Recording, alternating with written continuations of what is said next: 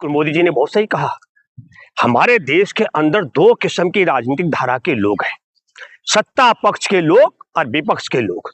सत्ता पक्ष के लोग किसी भी कीमत में जो 543 हमारे देश की लोकसभा सीटें हैं उनमें से एक भी सीट महिलाओं के लिए आरक्षित नहीं करना चाहते हैं।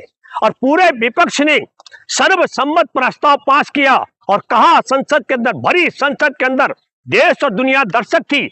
देश और दुनिया ने देखा, पूरे विपक्ष ने एक स्वर में कहा कि 2023 में जो कानून पास हुआ सर्वसम्मति से, उस कानून को अभी लाओ और तत्काल ला करके उसमें 543 सीटों में से 33% आरक्षण देने का प्रावधान शामिल कर दो, हम साथ हैं।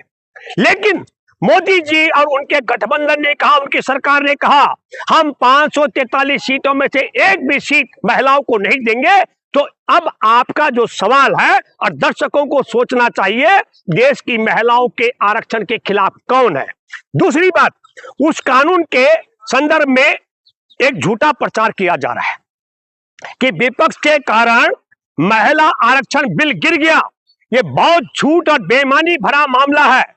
सितंबर 2023 में सर्वसम्मति से महिला आरक्षण का जो बिल पास हुआ, उसकी अधिसूचना जारी करने में मोदी सरकार को 3 साल क्यों लगे, ये देश की करोड़ों महिलाओं को सोचना चाहिए। एक दूसरी बात, इसका टाइमिंग देखा जाए, जब चुनाव चल रहे हो तो हमने हर देश के अंदर जो भी चुनाव हुआ वो भारत पाकिस्तान के नाम पर हुआ। भारत पाकिस्तान बोलने से इस समय नरेंद्र मोदी की सरकार की नाक कटने जा रही है।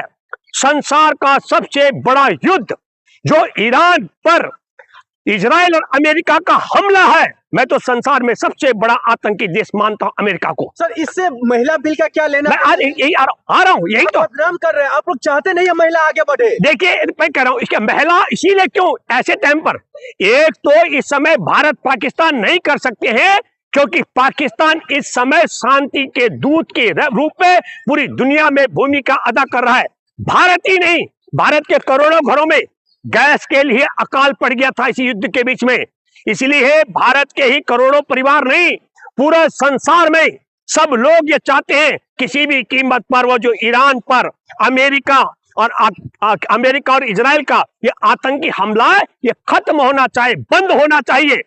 और ये जो शांति का पैगाम लेकर के पाकिस्तान आगे बढ़ रहा है, इस समय भारत पाकिस्तान मोदी नहीं कर सकते थे। तो एक मिनट, तब वोट मांगने के लिए क्या करेंगे?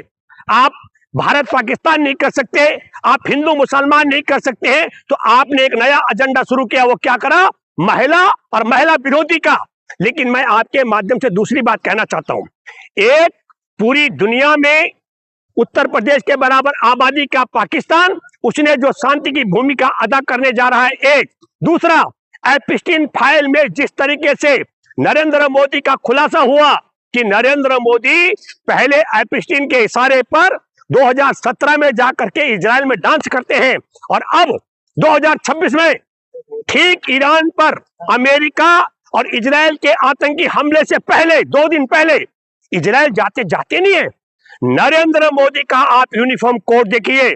जिस वक्त हमारे देश का प्रधानमंत्री इजराइल को अपना बाप बता रहा था, उस समय हमारे देश के प्रधानमंत्री की जैकेट आप देखिए, इजराइल का झंडा और हमारे देश के प्रधानमंत्री नरेंद्र मोदी की जैकेट का कलर एक जैसा था। इसका मतलब हुआ कि न केवल नरेंद्र मोदी ने इजराइल को बाप बताया, बल्कि बाप बताने के अलावा एक और पाप किया।